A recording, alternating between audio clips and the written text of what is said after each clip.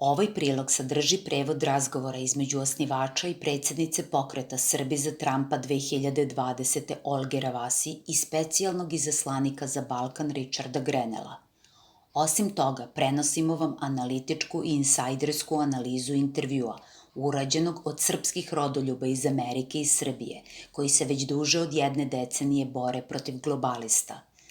Slabo informisana srpska javnost donosi često pogrešne zaključke, jer im srpski mediji prenose samo lažne informacije, fake news. Prenosimo vam intervju u celosti, pa neka gledaoci sami izvuku prave zaključke. Pogledajte ceo prilog kako bi mogli ispratiti sve analitičke informacije. Primedbe su postavljene u različitim delovima priloga. You are listening to the Serbian Radio Chicago exclusive, and it is with incredible honor and pleasure that I introduce our special guest today. He is the former acting director of national intelligence, former United States ambassador to Germany, and special presidential envoy for Serbia and Kosovo negotiations, Ambassador Richard Grenel. Welcome to the show and wonderful to have you with us today. Olga Ravasi je predstavnica Srpskog udruženja Srbi za Trampa, koje podržavaju srpski rodoljubi u Americi sa ciljem ponovnog izbora predsjednika Trampa, jer bi izbor Bajdena bio prava katastrofa za Srbiju. Richard Grenel, specijalni izaslanik za Balkan, direktno postavljen od predsjednika Donalda Trumpa.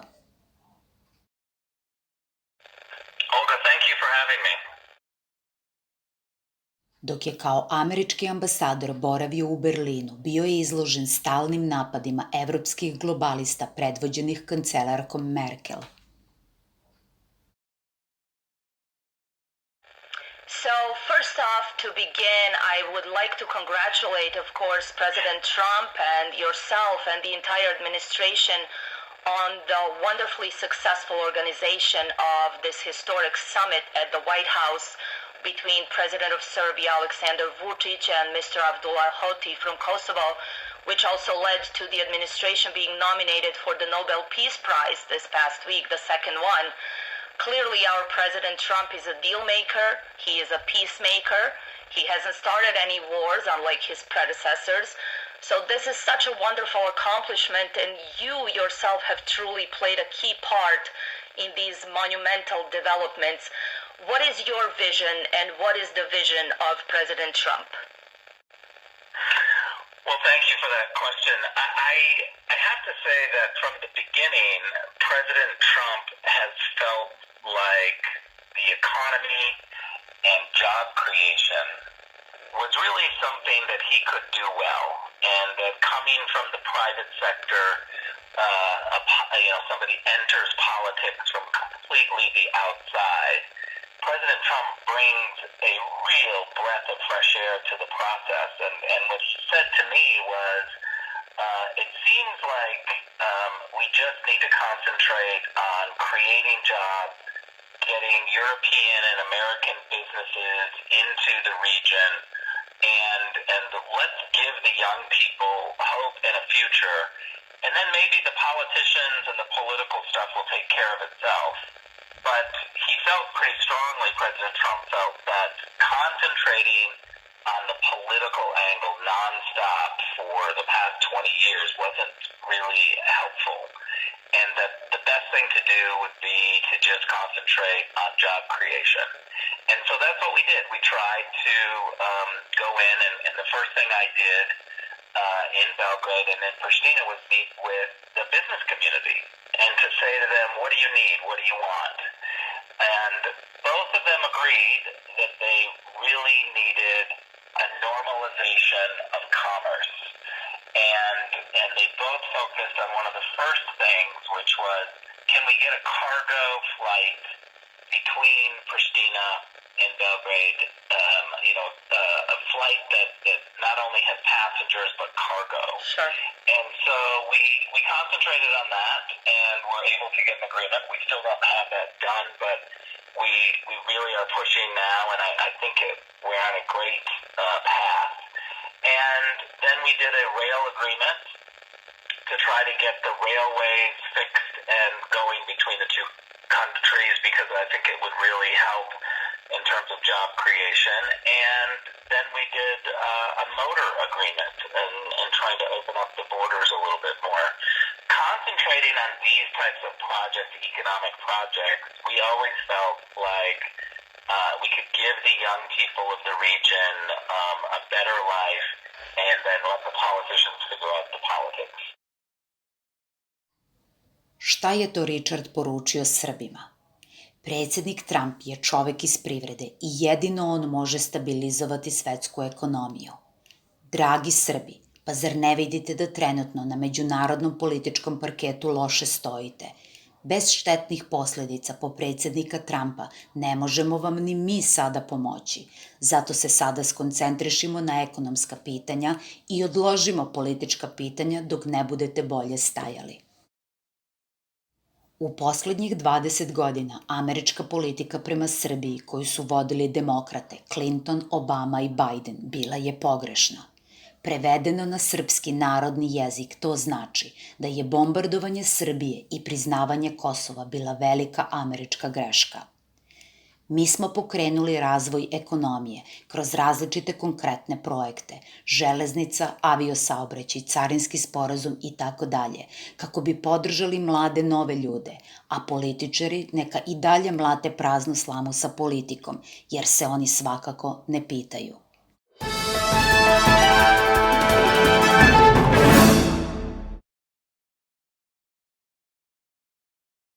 Sure, makes sense. So just to dive in a bit deeper into the economic memorandum, the United States is planning to open the U.S. Development Fund office in Belgrade, which is first and the only one of its kind in the region. So that clearly demonstrates something about Serbia and its leadership in the region. Will Belgrade be the only location, and what is this going to entail? Well, first of all, Serbia has a great economy, and we have a number of projects that we're working on. And so what the United States tries to do is look at the amount of work that is being done, and that's the reason for an office. We try not to do symbolism. We try not to do, the political symbolism that I think so many politicians can focus on. And I know there's an argument from people to say that's important and it should be concentrated on. Our position is just that there's enough people concentrating on that and not enough people concentrating on the economic job creation portion of this. And so our DFC office and agency in the United States felt like there was enough work where we needed to have a team on the ground to be able to complete the projects in Serbia that are really economically driven and large projects that we want to do. And so we're putting an office there, not for symbolic reasons, but to respond to the incredible projects and the number of projects and the breadth of projects that we are doing. Excellent. So President of Serbia clearly was very satisfied with this agreement, and he stated that President Trump showed great respect for Serbia and his commitment to peace in this region. They had a nice private exchange, and President Vučić invited President Trump to visit Serbia. If I'm not mistaken, he would be the first sitting president to do so after Jimmy Carter. And of course, all of us are hoping for another 4 years of President Trump. Is that something that we can also expect? Well, I certainly have encouraged the president to visit Serbia and Kosovo and the entire region and to really show the economic powerhouse that's developing there. President Trump said that he is excited to go. He looks forward to going. So we don't have any dates or we don't have any specific time frames in mind. But the first hurdle of getting the entire White House focus to say let's do it has been accomplished. We want to do it. We now just got to work on trying to find a time when it would work for both the White House and the National Security Council, who would also be intimately involved in Robert O'Brien's office and something like that. So we're very excited and focused on it. I think, one thing to make clear is that President Vučić was a very tough negotiator. He's somebody who fights very hard for the Serbian people, and we expect that. We expect people to come and fight for their citizenry. And so it was a tough negotiation, and I think both sides were ultimately happy, but also both sides wanted more. And so that's always a symbolic, that's always a great way to show that you actually had a tough negotiation is when that.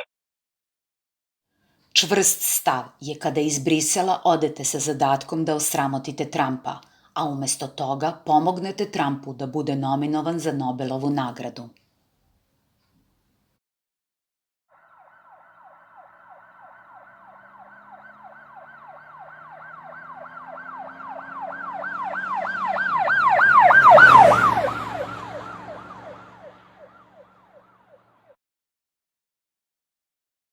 Prvo je Grenel dobro izmlatio Vučića, a sada mora malo da ga pomazi, kako psiho ne bi preduzeo neuračunljive poteze prema sebi, Srbiji i Americi i tako napravio političku štetu.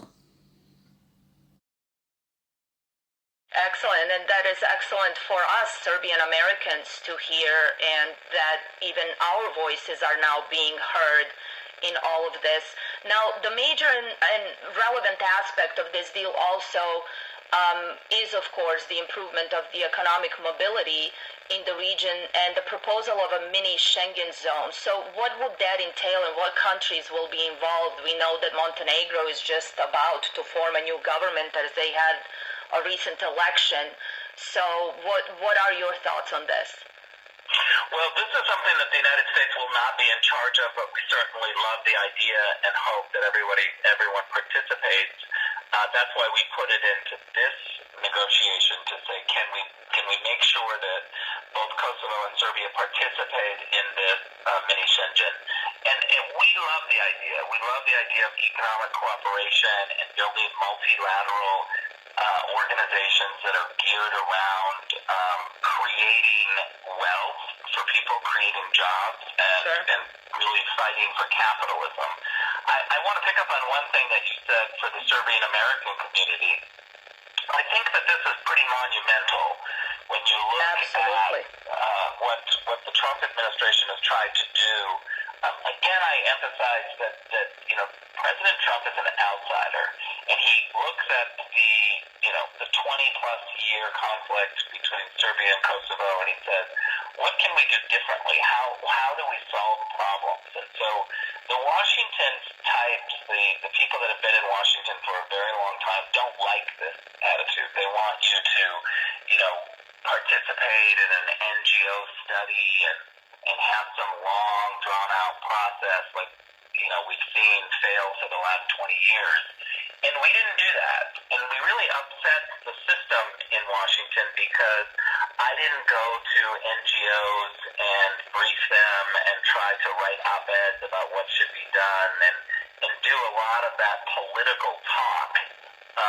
We do that as largely just what it is talk. And that has disappointed, not only the Serbian community in America, but the Albanian American community. The Iranian American community is tired of the talk. Sure. There's a whole bunch of problems around the world. Šta to u prevodu znači?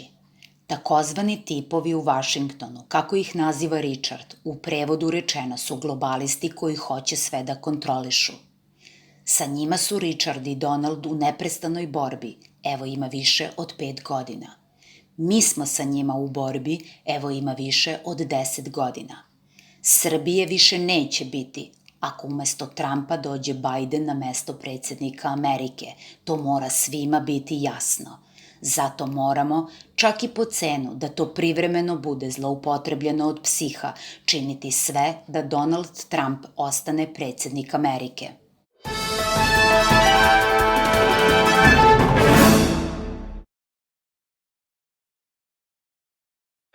Yes, and you give me an excellent segue to this because we have also watched you consistently battle fake news, and of course as Serbian Americans we can empathize with this. We have been the target of some of the same, especially through the 1990s, but even during the first day of the negotiations you reacted to some of this, and we followed people who were generally unhappy with this process. And you are right, it's an incredibly breath of fresh air that we are seeing from this administration. But even Bill Clinton's spokesperson was not happy, and the Biden camp, and some even in Kosovo, their Speaker of the Parliament was. What were their expectations, I guess? And it seems that the fake news is all around us, not just in the media, but also in that political arena, in the swamp, if you will, as we have gotten to call it. Yeah, remember that, the whole idea of Washington is about power and control, and they want to control the message, and so they just don't like when they're not included. Again, I go back to the idea that when we started this negotiation, we ignored a lot of these political issues that everybody wanted us to immediately tackle. Not because we think that they're not important issues, but because we felt, and I felt in particular, that too many people were already concentrating on those questions, and that a whole bunch of people had been trying for decades with no luck, that I just wanted to try something new and different. Excellent. And so you only get that ability to do that. Me as a diplomat, I would never have been able to do this under a Bush administration or any other administration. I could have only done this creative of an outsider approach under one person, which is President Trump. Yes. He values it. He looks at this and says, give it a try. Let's try it. And I am so thankful that from the beginning, he helped me focus and pushed me to focus on doing something different and focusing on the economy, and it proved to be really monumental. Šta to u prevodu znači? Olgica je pitala Richarda da li su neki prvog dana pregovora pokušali da sabotiraju sastanak. Početnoj sabotaži malog psiha i hotija Richard je samo jednim tvitom stao na kraj. Richard je objasnio da u suštini i Vučić i Hoti rade za globaliste i da oni ništa ne odlučuju. Oni su zajedno sa globalističkim tipovima iz Vašingtona i Brisela samo radili na nerešavanju ili nagomilavanju problema. On, Richard, se zahvalio Trumpu, jer je samo zahvaljujući njemu uopšte moguće naći nov pristup rešavanju problema i probleme trajno rešavati. That is true, and a lot of the people you mentioned in the past, the previous U.S. administrations and even Europeans, they have been so critical, but they could not deliver, and they have put so many red lines for the Serbs that Serbia and Serbian Americans have felt very disenfranchised and neglected, even from our own country here within. The Europeans have been at a stalemate for decades with no results. So you've made an incredible breakthrough with President Trump, and you have opened the door not only for Serbia, but even speaking to us right now, you're demonstrating that the Serbian American voice in this country is now being valued and heard and welcome. So I personally want to thank you and President Trump for that. You mentioned in the past that the administration is focused on economics and Europeans were somewhat focused on politics. This is now a better development for Serbia, but how do you see the Europeans now involved going forward? Well, look, as ambassador to Germany, you made it clear that there needs to be a better path for those who want to get into the EU. We also made it clear that we're not a part of that process. We're not a member of the EU, and so we can only encourage and bring attention. But I think that there needs to be a faster structure there needs to be a structure that's more articulated. Look, I also have to be honest with you, I'm a very blunt diplomat, and I've told the leaders in the region who are not part of the EU that there's a whole bunch of ways that they could create jobs and create a vibrant economy because they're not in the EU. I'll give you an example. The GDPR rules have really been prohibitive for many American companies and even some European companies to do certain research and development projects. And so I've encouraged President Vučić directly to think about ways in which Serbia could be a hub outside of the GDPR rules and the EU rules to take advantage of the fact that they're not in the EU. I mean, I know that they want to be a part of the EU, and that's a long process. But while they're waiting, I think there's a way to really take advantage of being in Europe and having laws and rules that are much more flexible and geared towards entrepreneurship. Excellent. Šta to u prevodu znači?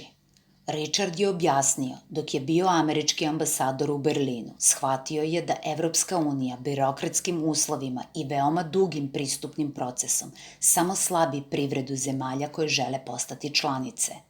On je već tada ukazivao da treba naći drugačiji pristup tom problemu, jer Evropska unija, čitaj Nemačka, doslovno uništava privredu, a može se slobodno dodati i natalitet, što se nedvosmisleno vidi na primjeru Bugarske, drugih zemalja članica i kandidata za Evropsku uniju.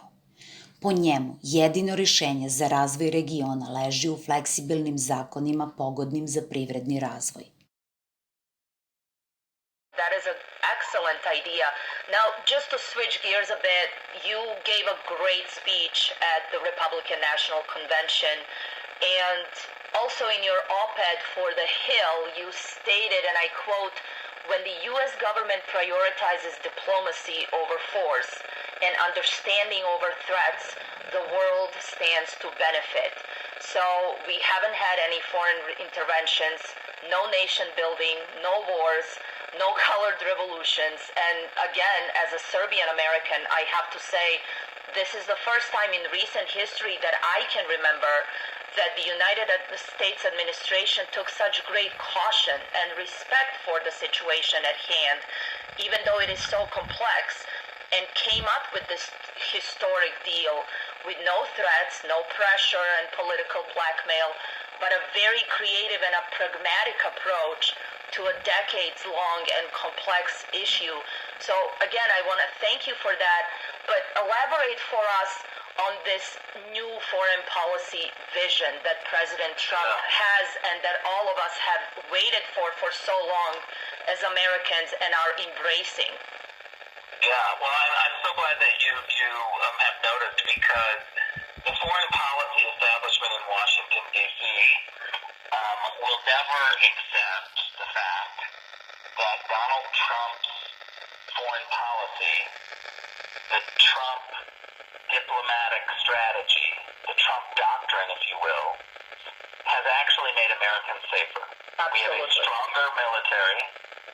We have not started any new wars. We're bringing our troops home. And with all of that combined, what has it done? It's produced Arab-Israeli peace agreements. It's produced an economic normalization between Kosovo and Serbia. We have momentum of solving problems. We also have the president talking to the North Korean leader. The president has offered to talk to the Iranian leader. This is, I think, what the Trump doctrine is. Twofold. It's one, tough economic sanctions, tough pressure, utilizing the entirety of the U.S. government, while at the same time being willing to talk to those who have sanctions on them, for those who were trying to change their behavior. So while we're talking to Russia, while we're talking to the North Korean leader, while we're talking, hopefully, in the future to the Iranian leader who President Trump says he will speak to, Incredible. this is a tactic that tactic is talking. That's not the goal. And many in the foreign policy establishment community hate that. They want to play this game of, like in high school, where you don't talk to someone and somehow that's supposed to change their behavior because you're not talking to them. What we've decided to do is do tough economic sanctions and then sit across the table and say, if your behavior changes and you want to be in the international community, then we should be able to find ways, once that behavior changes, to let up on these sanctions and bring you into the normal fold of nations. That's what we're looking to do with many countries. But make no mistake, President Trump will keep the pressure on. He will not let up until the behavior changes. Absolutely. But so important to feel this new approach and to see it unravel within these 3.5 years, something that politicians were unable to do for decades. And that is why we are so excited and passionate to stand with him and stand with you, again, who have been such a key part in a lot of this. Now, President Trump has also, rightfully so, of course, made religious liberties one of his top priorities. And regarding this memorandum, the United States, from what I understand, will be the guarantor of implementation of this historic deal, including protection of all religious shrines and sacred and holy sites in Kosovo and Metohija, which is very important, of course, to the Serbs and Serbian Orthodox Church.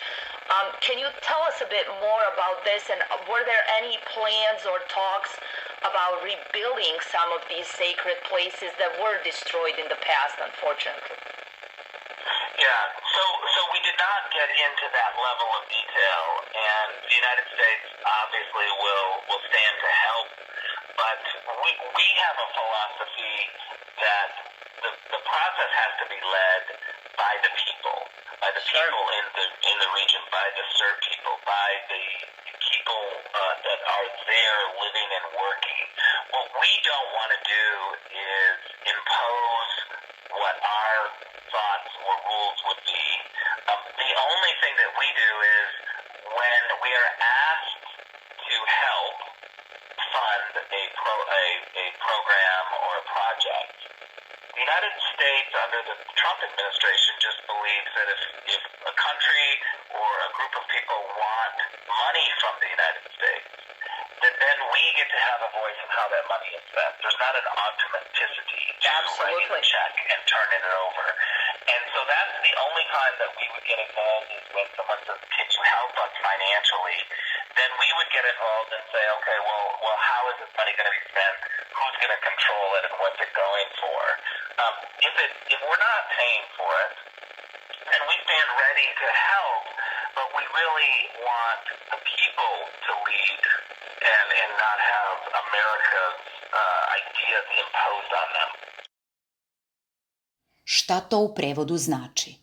Amerika neće kao druge pre nje davati nekontrolisane kredite Srbiji, pa da taj novac na kraju završi u džepovima Andreja Vučića. Amerika će finansirati direktne projekte koji služe direktno ljudima, a ne koruptivnim političarima. Kontrola novca će biti stroga. Kripto država Srbija je administraciji Donalda Trumpa ponudila tehničko rešenje, sistem blockchain tehnologije. Nadajmo se da će oni prihvatiti naš sistem i u okviru zasebnog smart kontrakta realizovati plasman sredstava. Time bi svaki vid korupcije bio obuzdan. Sure. And just final question on this subject, and somewhat a point of some dissatisfaction coming out of the negotiations. We all certainly appreciate an incredibly important relationship the United States has with Israel as one of its closest allies, but you also understand the close alliance and shared history between Serbia and Israel. And in the words of Bibi Netanyahu, of Serbs and Jews who in fact are sharing a historic friendship together for over 1,000 years. Now Israel has not recognized Kosovo for the past 12 years, and I understand we should not talk about the symbolism of this any longer. We want to focus on economics, but that was very important for Serbia to have Israel stand by them. So what role do you see Israel playing in this? Well, we think that Israel has really demonstrated in many ways the ability to forge alliances towards peace, and our job has been to really help every country, every group of people, every place that we can open up doors for a normalization relationship with Israel. So from our standpoint, this was a one-off. If you noticed in the negotiations, we were very clear that we wanted the derecognition campaign to stop for 1 year, and we wanted no seeking of international memberships for 1 year. Sure. That was agreed to, and it was put on hold for 1 year so that we can begin to kind of talk about some of the other bigger issues. That was an important 1 year freeze. But we also recognize that Israel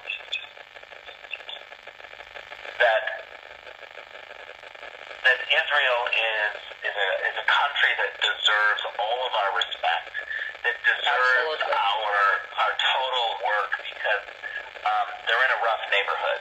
Yes. And we need to protect Israel. And so what we wanted to be able to do was to also, while we have this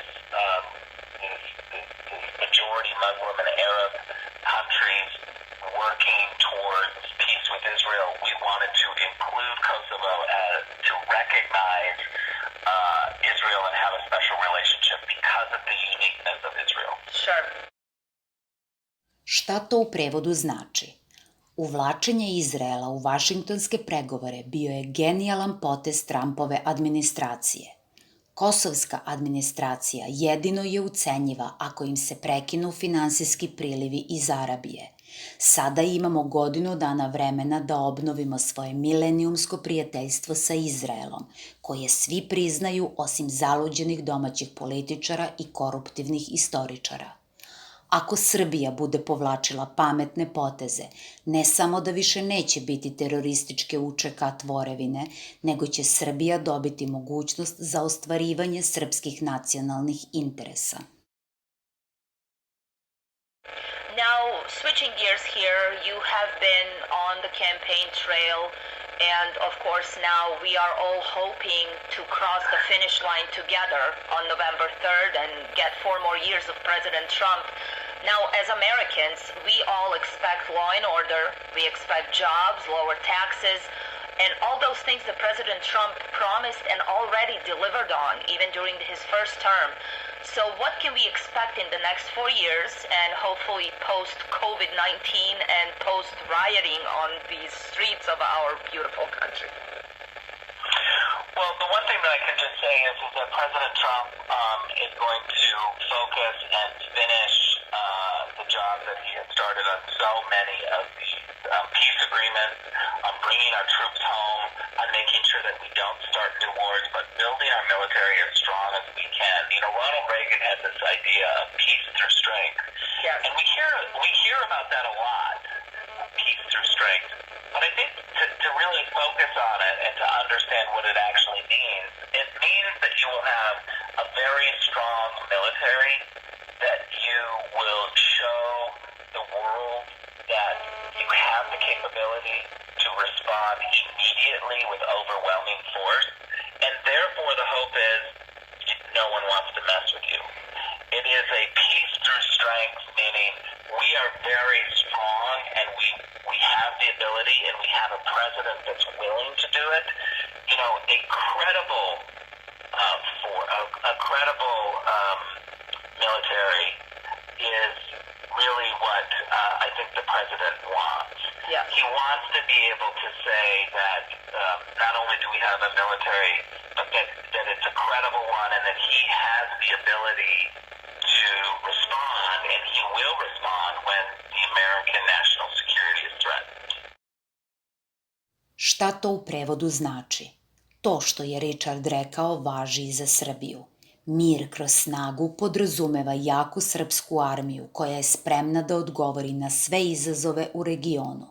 To znači, ako se američka vojska povuče iz Bonstila, onda mora postojati jak srpski vojni faktor koji će tu prazninu ispuniti. To nikako ne mogu biti lokalne nepredvidive armije, pogotovo ne pod uticajem arapskih ili turskih mudžahedina. Stabilnost regiona može doneti samo jaka srpska armija koja podjednako sarađuje sa američkom i ruskom vojskom. Absolutely. So, as we are all, of course, hoping for 4 more years, we have grown to really watch you do incredible things. And may I ask, of course, we are expecting you to stay involved. Any plans in the future? What will be next step for you? Well, Olga, you know my humor and you know my personality a little bit, so I will just tell you that if I could predict the future, I would immediately go buy a lottery ticket and predict the lotto numbers and then score the lotto tomorrow and then have a gin at 4 o'clock every single day for the rest of my life. Wonderful. You and I both, my friend.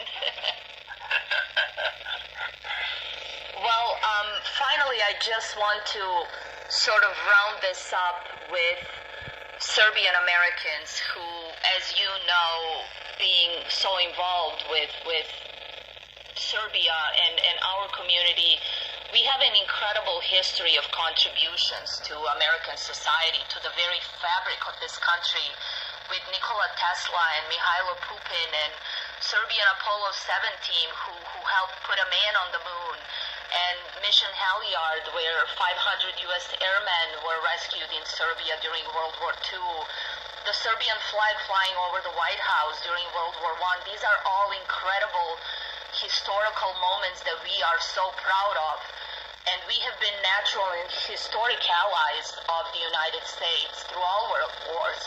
And we're hoping to rebuild this relationship based on this common history. So I am personally proud and very humbled to say that I'm the founder and chairwoman of Serbs for Trump 2020 initiative. And we are aiming to galvanize around 1 million Serbs in the United States, of course, to help re-elect our President Trump. Since then, we've become an official part of the presidential coalition with local teams that we have in place across all the United States. Very, very prominent Serbs, especially in key swing states. And as loyal Americans and supporters of President Trump, we look towards closer cooperation with the administration, with you, on these issues that clearly concerned us all. So what message do you have for us, for Serbian Americans who are now, in a way, on the campaign trail with all of you, and we cannot be more proud to be finally a part of something monumental like this, because we've never organized like this before? Yes. So I'm going to try to not be political for this interview, because we really are talking about the Kosovo and Serbia negotiations. And so I leave all of those arguments to you. But let me just say one thing that I do believe, that the President Trump has been completely focused on making sure that people are treated with respect and treated fairly, and that he listens to their concerns. And this is the exact reason why we were able to come to a successful negotiation, is because he didn't view all of the problems of the past and the political fight in the way that politicians do. He was an outsider who came in and said, I respect the people of Serbia, I respect the Serbian government, let's work with them. Yes. Šta to u prevodu znači? Srpski rodoljubi u Americi su cenjeni jer vole svoj narod. Cenjeni su zato jer je vrhovna komanda spasila preko 500 američkih pilota. Cenjeni su jer su se borili i još uvek se bore protiv narodnih izroda i njihovih potomaka. Cenjeni su zato jer su na prošlim izborima značajno pomogli da predsjednik Trump bude izabran. Cenjeni su zato jer će i na predstojećim izborima odigrati važnu ulogu. Trumpu i Grenelu trebaju samo takvi Srbi, a ne patološki lažovi i pevači, sedi pedofili sa belegom na glavi ili autošovinistički grobari srpske armije. And we feel that, and this is why we are so passionate about November 3rd and his re-election and our future together now. I just, if I may, at the end, appeal, of course, to all of our voters to register, to vote, and we will do this together. And thank you so much for being with us today. It was just a wonderful pleasure to have you and for hearing the voices of the Serbs. We really appreciate it. Thank you, Olga. Thank you for your time, and all the best to you. Thank you so much. Have a pleasant day.